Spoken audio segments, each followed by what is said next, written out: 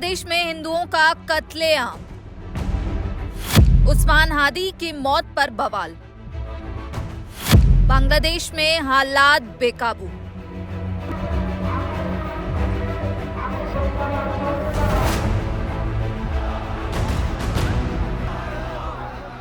बांग्लादेश में हिंदू युवक दीपू की हत्या को लेकर भारत के लोगों में जो आक्रोश है, वही आक्रोश पूरी दुनिया में है।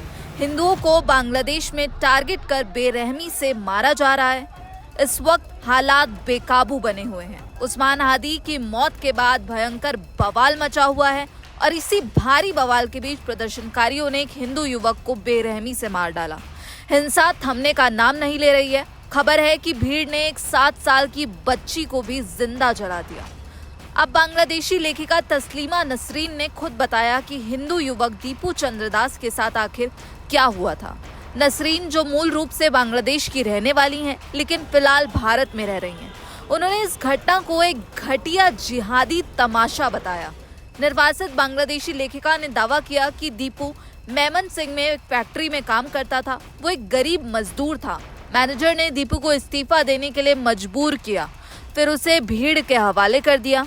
एक दिन एक मुस्लिम सहकर्मी उसे किसी मामूली बात पर सजा देना चाहता था, इसलिए उसने भीड़ के बीच ऐलान कर दिया कि दीपू ने पैगंबर के बारे में अपमानजनक टिप्पणी की है।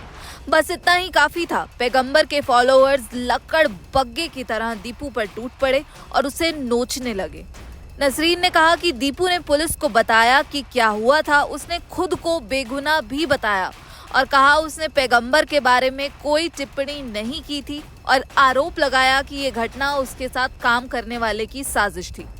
पुलिस ने साथ काम करने वाले के खिलाफ कोई कार्रवाई नहीं की। पुलिस में कई लोग जिहाद को पसंद करते हैं, तो क्या इसी जिहादी जोश में उन्होंने दीपू को उन कट्टरपंथियों के हवाले कर दिया, या जिहादी आतंकियों ने पुलिस को हटाकर दीपू दास को थाने से बाहर निकाल दिया?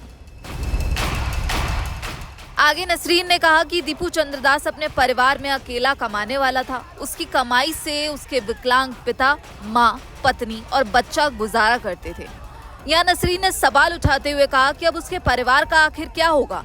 इन पागल हत्यारों को सजा कौन दिलवाएगा? दीपू के परिवार के पास जिहादियों के हाथों से बचने के लिए भारत भागने के लिए भी पैसे नहीं है। गरीबों का कोई नहीं है। उनके पास ना तो देश बचा है, ना ही कोई धर्म बचा है। तो वहीं दीपू के पिता रविलाल दास ने कहा कि परिवार को शुरू में इस घटना के बारे में फेसबुक से पता चला। किसी ने मुझे बताया कि मेरे बेटे को बुरी तरह पीटा गया है। मेरे बेटे को पेड़ से बांध दिया, फिर केरोसिन डालकर आग लगा दी।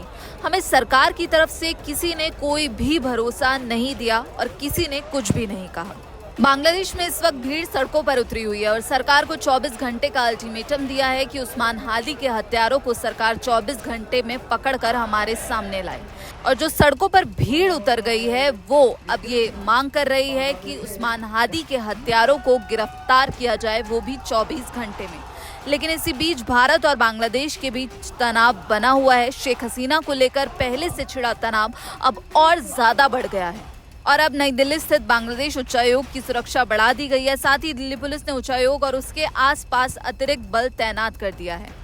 फिलहाल भारत और बांग्लादेश के बीच जो तनाव की स्थिति बनी हुई है, उस पर आपकी क्या राय है? और दीपू दास की जिस तरह से हत्या की गई और उस पर अब जो लेखिका का बड़ा दावा उन्होंने किया है, उस पर आप क्या कुछ सोचते हैं? हमें कमेंट बॉक्स में जरूर बताइएगा। बाकी देश और विदेश की खबरों के लिए आप जुड़े रहिए दैनिक जागरण के साथ। नमस्कार।